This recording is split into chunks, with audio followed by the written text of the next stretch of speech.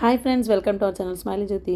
ఈ విలాగంతా వాడపల్లి వెంకటేశ్వర స్వామి ఆలయం అంతా మీకు చూపిస్తూ అక్కడ ఆ స్వామి ఎందుకు కొలువై ఉన్నారో ఆ స్టోరీ అంతా నాకు తెలిసింది. అంటే నేను కూడా విన్నానండి, గూగుల్లోని చూశానమాట. ఆ స్టోరీ అంతా మీతో షేర్ చేసుకుందాం అనుకుంటున్నాను. తెలిసిన వాళ్ళకి ఓకే, తెలియని వాళ్ళు వింటారు కదా అని, తెలుసుకుంటారు కదా అని చెప్పి ఈ వ్లాగ్లో చెప్పాలనుకుంటున్నానండి. అయితే మేము 7 వారాలు వాడపల్లి వెంకటేశ్వర స్వామి దర్శనం చేసుకోనికి వెళ్ళాము. కారులో వెళ్ళొచ్చామండి 7 వారాలు.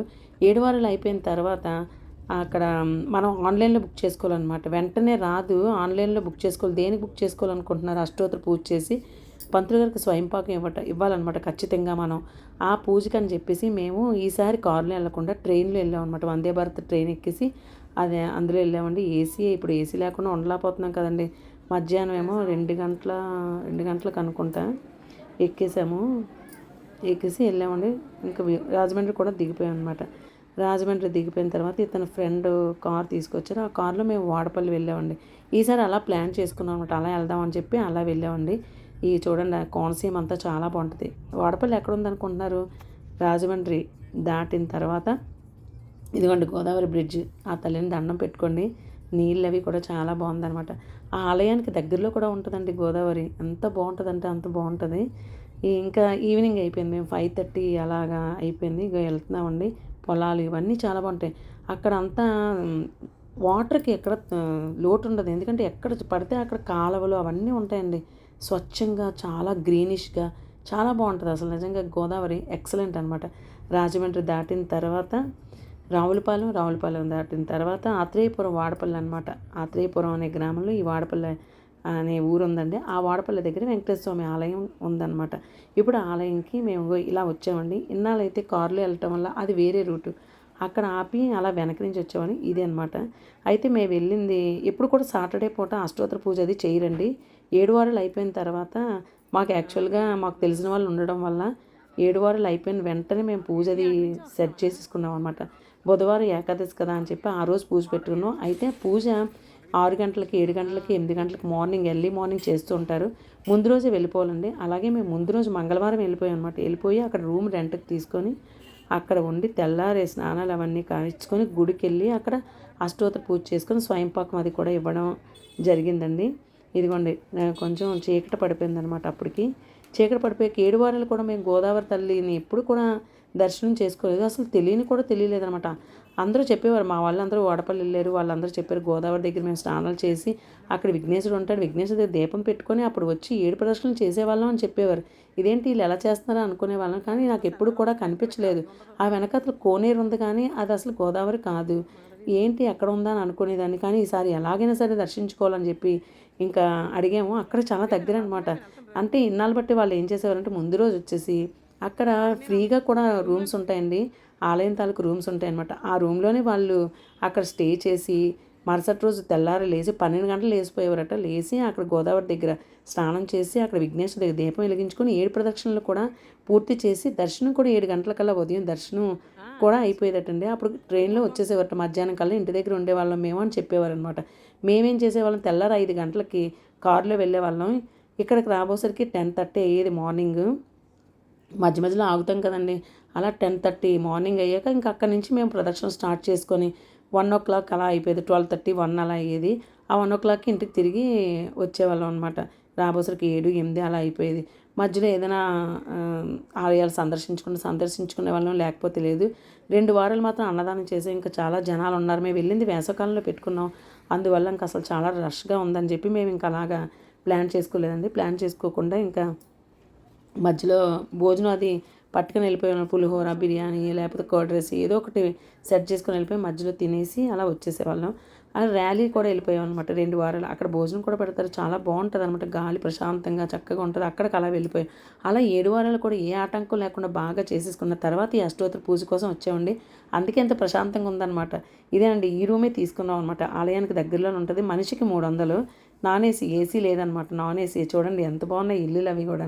గుడి పక్కనే అనమాట ఇవన్నీ హౌసెస్. వాళ్ళు అలా రెంట్కి ఇచ్చుకుంటున్నారు. అలాగా అక్కడ దగ్గరలో ఉంది కదా అని చెప్పి మేము ఇంకా ఆలయం తాలూకా రూమ్స్కి వెళ్ళలేదనమాట. అది ఓపెన్ హాల్ ఉంటుందట. ఇంకా వేసవికాలం కదా ఎందుకని వెళ్ళలేదు. అయితే ఇక్కడ కూడా చాలా ఇదిగా ఉందండి. అసలు ఎండ కదా చాలా ఘోరంగా ఉంది. ఈ స్టోరీ కూడా మనం చెప్పుకుందాం. అక్కడ సైనికులు బ్రిటిష్ వారు ఉండేటప్పుడు రక్తపాతం కూడా అయిందట. ఆ గ్రామంలో చాలామంది బ్రిటిష్ వారు కాల్పులకి నేల కొరిగారంట. ఆ స్టోరీ కూడా ఇది చాలా బాగుంటుందండి. ఇదంతా చూడండి ఎంత ఖాళీ ఉంటుంది. అదే శనివారం అయితే చాలా రష్గా ఉంటుంది. ఇదిగోండి గోదావరి తల్లి వచ్చింది. మేము ముందు రోజు రాత్రి వెళ్ళి దర్శించుకున్నాము. ఆ మరుసటి రోజు కూడా వెళ్ళాము. వెళ్దామని చెప్పి చాలా దగ్గర నిలబట్టి అబ్బాయి ఎందుకు మిస్ అయ్యామో అనిపించింది. గోదావరిని దర్శించుకొని అక్కడ తులసమ్మ ఉంటే తులసమ్మకు చుట్టూ ప్రదక్షిణ చేసుకొని అక్కడ విఘ్నేశ్వర దండం పెట్టుకొని అప్పుడు వచ్చి ప్రదక్షిణ చేసి మేము అష్టోత్తర పూజ చేయించుకొని స్వయంపాకం ఇచ్చి అలా పూజ అంతా అయిపోయిందండి. అలా వాడపల్లి దర్శనం మొన్న బుధవారం ఏకాదశి పరమ ఏకాదశి రోజు చేసుకున్నాం అనమాట. అది ఆ రోజు చాలా బాగా ఆ పూజ కూడా అయిపోయిందండి. వెంకటేశ్వర స్వామి దర్శనం కూడా చాలా బాగా అయ్యింది. మాకు ఎప్పుడు కూడా గర్భగుడిలోనే తెలిసిన వాళ్ళు ఉండే వాళ్ళు గర్భగుడిలోనే దర్శనం చేసుకున్నాము. అక్కడ మన మనసులో ఏదనుకుంటే అది నిజంగానే అయిపోతుందండి. నేను అనుకునేది అనమాట ఒక్కొక్కసారి మనసులో అవన్నీ అయిపోయి కానీ అసలైన కోరిక ఇంకా భగవంతుడు తీర్చట్లేదు. అది మరి భగవంతుడు తీరుస్తానని నమ్మకం అయితే నాకు ఉంది. కొంచెం టైం పడుతుంది కదా, ఏదో కర్మలు ఇవన్నీ అంటారు కదా, అది తీరుస్తాడని భగవంతుని ఆశిస్తున్నానండి నేను. అయితే అసలు ఇక్కడ ఎందుకు కొలువై ఉన్నారు వాడపల్లిలో వెంకటేశ్వర స్వామి తెలుసుకుందామండి మనం. కొన్ని వేల సంవత్సరాల క్రితం శ్రీకృష్ణుడు అవతారం అయిపోయిన తర్వాత వైకుంఠంకి వెళ్ళిపోయిన తర్వాత ఇంకా మొత్తం కలియుగం వచ్చేసింది. ఇంకా మంచి అనేది లేదు, అంత చెడు కదండి. చెడు కలియుగం అంటే తెలిసిందే కదా మనకి ఇప్పుడు ఎలా ఉంటుందో.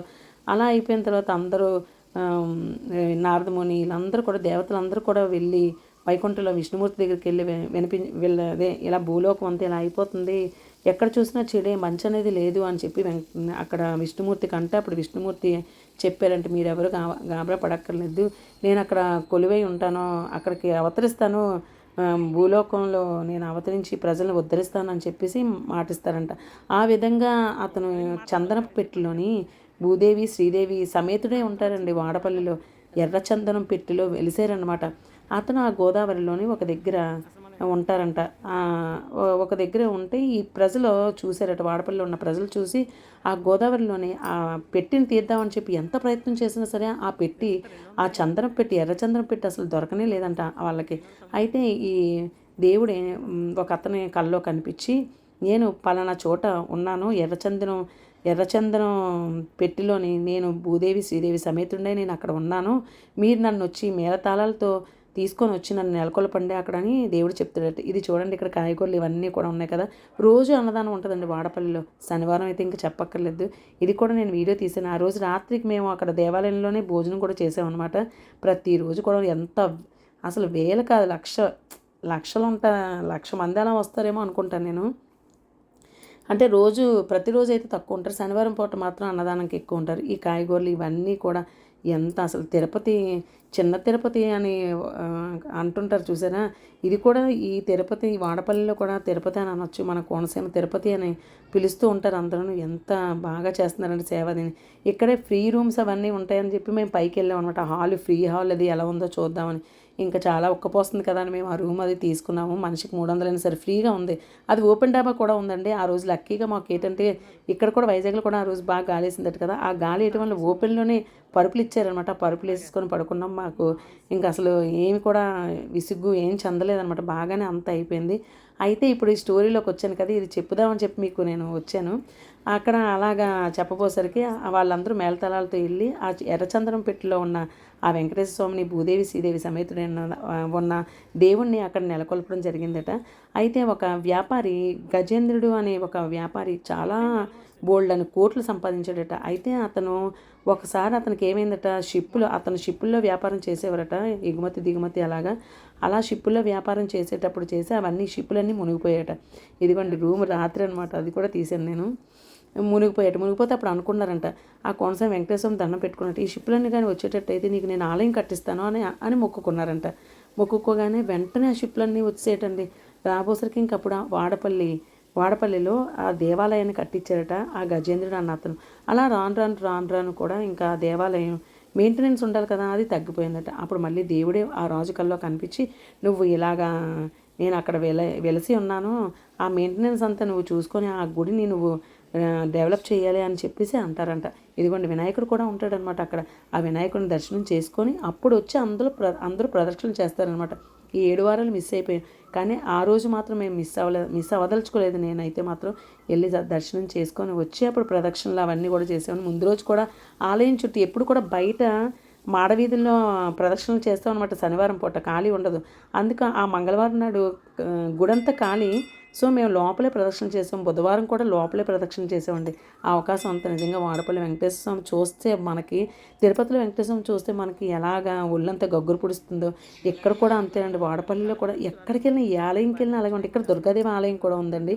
ఆ ఆలయం కూడా వెళ్ళి దుర్గాదేవికి కూడా దండం పెట్టుకున్నాం మేము. దండం పెట్టుకొని ఇంకా వచ్చాం అనమాట. కొబ్బరికాయలు అవన్నీ కూడా తీసుకున్నాము. ఈ అష్టోత్తర పూజకేమో వాళ్ళే అన్నీ ఇస్తారు. స్వయంపాకం కూడా ఇంకా వెళ్ళేటప్పుడు బరువు కదా అని చెప్పి పట్టుకెళ్ళలేదు. అదే కారు అనుకోని తీసుకెళ్ళచ్చు. కారులో వెళ్ళలేదు కదా, మేము ట్రైన్లో వెళ్ళటం వల్ల ఇంకా అవన్నీ పట్టుకెళ్ళలేదు. అక్కడే కొనేసుకున్నాం అనమాట. అవి 300 రూపాయలు అనుకుంటా. అవి తీసుకొని ఇక్కడ కొబ్బరికాయలు అవన్నీ కొట్టి ఇక్కడ హాల్ ఉంటుంది. ఆ హాల్లోని కూర్చోబెట్టి అష్టోత్తర పూజ చేస్తారు.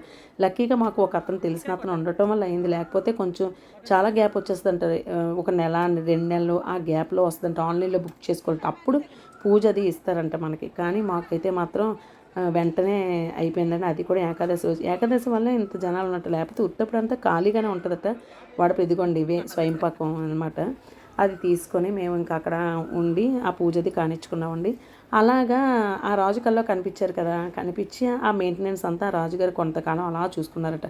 అయితే 1930లోని బ్రిటిషర్స్ అప్పుడు పరిపాలన చేసేవారు కదా మన భారతదేశాన్ని. వీళ్ళు ఇక్కడ తీర్థం జరుగుతుందండి. అక్కడ వాళ్ళు చెప్పారనమాట మాకు. మేము అదే ఒక రూమ్ తీసుకున్నాం కదా, ఆవిడ చెప్పారు తీర్థం జరుగుతూ ఉంటుంది. అంటే పండగ, ఆ పండగప్పుడే అంత జనాలు ఉండేవారంటే 13 సంవత్సరాల నుంచి శనివారం పూట తీర్థానికి ఎంత జనం వస్తారో అంత జనాలు వస్తున్నారు అని ఆవిడ చెప్పారనమాట. ఆ తీర్థం మేము ఎప్పుడు తలపెట్టామంటే కరెక్ట్గా మార్చి ఎండింగ్లోని ఇక్కడ తీర్థం ఒక వారం రోజులు అవుతుందండి. మేము అప్పుడే తలపెట్టామన్నమాట. ఫస్ట్ వారం అప్పుడే వెళ్ళాం మేము. ఏప్రిల్ ఏ తారీఖు అంటే ఏప్రిల్లో వెళ్ళామండి మేము. మార్చ్ ఎండింగ్, మార్చ్ 23 అలా ఆ డేట్లో వెళ్ళాం అనమాట మేము. ఆ డేట్లోనే అప్పుడు 23 నుంచి 29 వరకు ఇక్కడ తీర్థం అది మహోత్సవాలు జరిగాయి. చాలా బాగా అలంకరిస్తారు. అసలు ఆలయాన్ని ఎంతో సూపర్గా అలంకరిస్తారో, చాలా బాగా అలంకరించి ఆ పూజ, అదే పూజని కాదు అక్కడ చాలా బాగుంటుంది అనమాట అంతా. ఆ టైంలో మేము వెళ్ళాం, చూసాం అదంతా కూడా మేము. వాళ్ళు కూడా అదే చెప్పారు. అప్పుడు వచ్చేవారు జనాలు చాలా విపరీతంగా వచ్చేవారు. కానీ ఇప్పుడు ప్రతి శనివారం కూడా ఒక తీర్థంలాగే ఉంటుందని చెప్పారు. నిజంగా అలాగే ఉంటుందండి. అసలు ప్రదక్షిణలు చేసేటప్పుడు జనాలు ఉంటారండి. నేను షార్ట్స్ కూడా పెట్టాను, మీరు అవి చూసే ఉంటారు. శనివారం అయితే అంత ఇదిగా ఉంటుంది.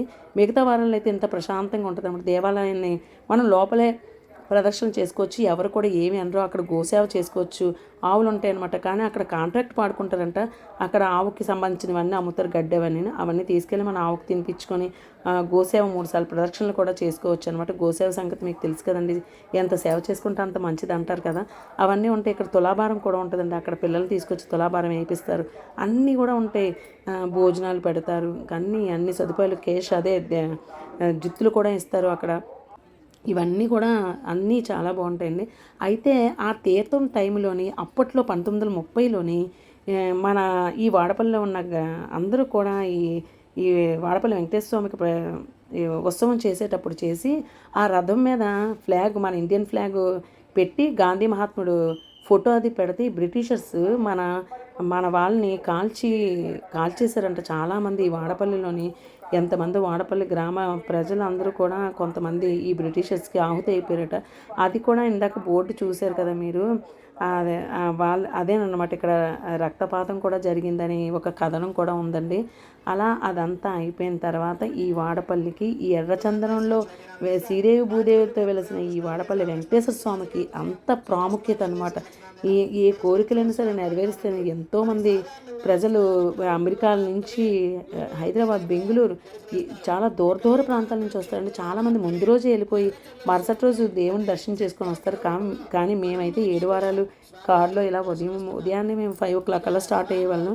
అలా చేసుకొని వచ్చాము. ఈసారి మాత్రం అష్టోత్తర పూజకి మేము అందలేమని చెప్పి రిస్క్ తీసుకోలేదనమాట. 2 గంటలకు 3 గంటలకు కారులో వెళ్తే డ్రైవింగ్ చేసిన కూడా ఇబ్బంది ఉంటుంది. మేము అలా ఇంకా రిస్క్, ఇదిగోండి ఇక్కడ అష్టోత్తర పూజ ఇక్కడే చేస్తారనమాట.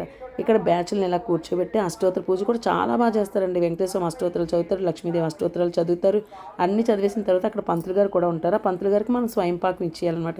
ఇచ్చేసిన తర్వాత మనల్ని 50 రూపాయల దర్శనం టికెట్లో పంపిస్తారు. మేము ముందు రోజు కూడా గర్భగుడి దర్శనం చేసుకున్నాము. మరుసటి రోజు రూ. 50 దర్శనానికి ఇంకెందుకులే అని వెళ్ళిపోయాము. వెళ్ళిపోయిన తర్వాత నేనైతే మాత్రం నిజంగా నాకు మెరాకిల్ అండి అసలు. వెంకటేశ్వర స్వామి ఏ ఆలయంకి వెళ్ళినా చాలా బాగా దర్శనం అవుతుంది నాకు.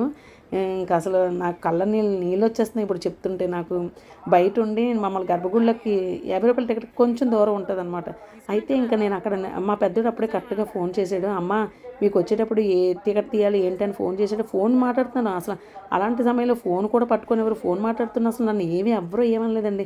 ఆ ఫోన్ ఆపేసిన తర్వాత అలా లోపలికి వెళ్ళిపోయాను అనమాట గర్భగుడిలోకి. ఎవ్వరూ ఏమనలేదు అసలు.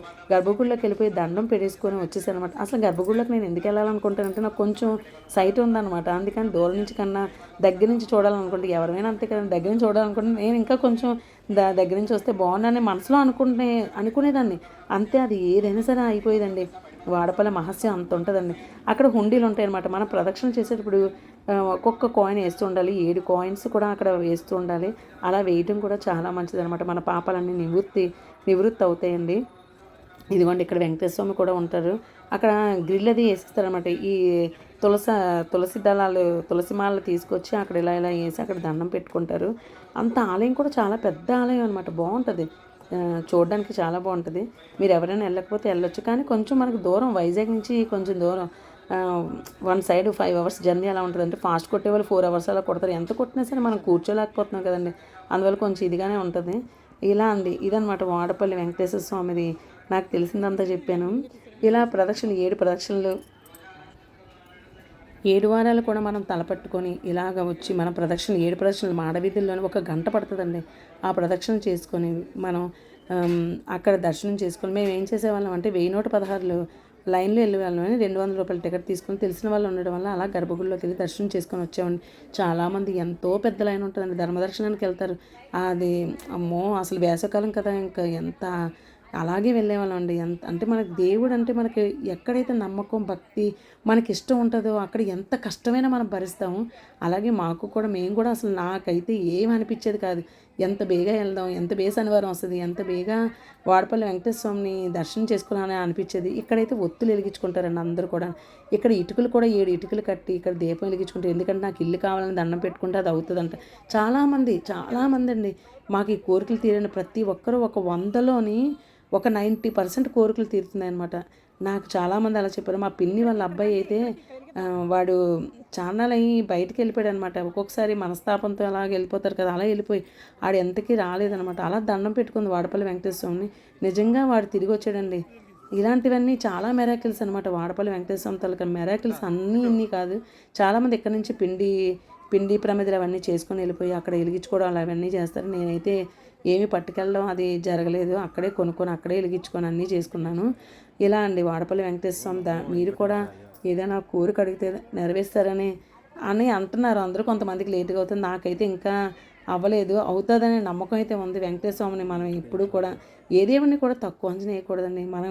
మనం అంతా బాగా చేసుకోవాలి, కానీ కొంచెం లేట్ అయినా సరే మనకు అవన్నీ మంచి ఫలితాలే కలిగిస్తారు. ఆ నమ్మకం అయితే ఉందండి. అలాగా ఈ వాడపల్లి వెంకటేశ్వర స్వామి దగ్గరికి వెళ్ళి నేను 7 వారాలు అయిపోయిన తర్వాత అష్టోత్తర పూజ అది కానిచ్చుకొని స్వయంపాకం అది కూడా ఇచ్చుకొని అన్ని పూజ అవన్నీ కూడా కానిచ్చుకొని వచ్చాను. ఈ వీడియో ఎందుకు తీసానంటే మీకు ఈ గుడి అంతా చూపించి నాకు తోచింది ఏదో చెప్దామని మీతో షేర్ చేసుకుందామని ఇలాగ మీకు ఈ వీడియో పెట్టడం జరిగిందండి. మనకి 7 వారాల్లో ఎప్పుడైనా ఆటంకం వచ్చిందనుకోండి, మనం అది కంటిన్యూ చేసుకోవచ్చు. ఇదే అండి మేము తీసుకున్న రూము, బాగుంటుంది పైన అనమాట, ఓపెన్ డాబా. అసలు ఎంతగా ఆవిడే ఓనరు. వాళ్ళకి ఒక కుక్కపిల్ల కూడా ఉంటుంది, భలే ఉంటుంది. ఇక్కడ రథం అంట, అది రథాన్ని క్లోజ్ చేశారు.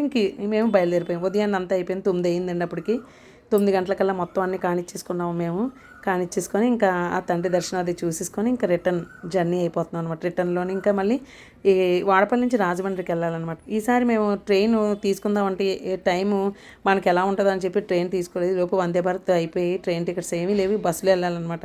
ఏసీ బస్సులోనే వెళ్ళిపోయామంటే అమరావతి ఉంటుంది కదా, దానికి వెళ్ళిపోయాము. ఇక్కడ నుంచి ఇప్పుడు ఆటో లేకపోతే ఏదో ఆటోలో వెళ్ళిపోదామని చెప్పి అక్కడ వెయిట్ చేస్తాము. బస్సులు అయితే మాత్రం ఉండవంట, శనివారం ఒకటే బస్సులు వస్తాయటండి. ఆటో ఎక్కేసి ఇంకా మేము రాజమండ్రి అది వచ్చేసి రాజమండ్రి నుంచి బస్సు ఎక్కి అలా ఇంటికి వచ్చేసామండి. ఇదన్నమాట. మీరు ఎప్పుడైనా సరే 7 వారాలు తలపెట్టినప్పుడు మధ్యలో ఆటంకాలు వస్తాయి. ఆటంకం వచ్చింది కదా అని చెప్పేసి ఆ ముందు వారాలు లెక్క పెట్టుకోకూడదు అని ఏం లేదండి. దాని కంటిన్యూషన్ తర్వాత వారం నుంచి కూడా కంటిన్యూగా చేసుకోవచ్చు. ఎప్పుడైనా సరే ఒకటి గుర్తుపెట్టుకోండి, మనం ఏదైనా తలపెట్టేటప్పుడు 2 వారాలు కంటిన్యూగా ఏ ఆటంకం లేకుండా చూసుకోండి. 3వ వారం నుంచి కొంచెం ఆటంకం వచ్చినా పర్లేదు కానీ 2 వారాలు మాత్రం కంటిన్యూగా చేసేయాలి. అంటే ఏదో అంటారు కదా, రెండోసారి కంపల్సరీగా మన ద్వితీయ యజ్ఞం ఉండకూడదని అంటారు చూసారా, అలా లేకుండా చూసుకుని ఇదిగోండి ఇక్కడ ఇలాంటి కాలువలన్నీ చాలా బాగుంటాయి గోదావరిలో. అందుకే ఇక్కడ ఒక చెట్టు మొలిచిన వెంటనే ఎంత బాగానో వెంటనే బాగా మొలుస్తుందంట. పువ్వులైనా కాయలైనా పళ్ళైనా ఏవైనా ఇక్కడ చాలా బాగా. ఇక్కడ అన్నీ కూడా పూలు ఎక్కువగా ఉంటాయండి, తక్కువే. చామంతులేమో పావు 40, 50 అలా ఉంటాయి అన్నమాట. తక్కువ రేటే అన్నీ కూడా. ఇంకా మేము రాజమండ్రి బస్ స్టేషన్ అండి ఇది. ఇక్కడికి వచ్చేసి ఇక్కడ ఎక్కేసి ఇదిగోండి ఇదే అమరావతి. ఇలా వచ్చేసాం friends. Govinda Govinda. Bye friends, bye bye.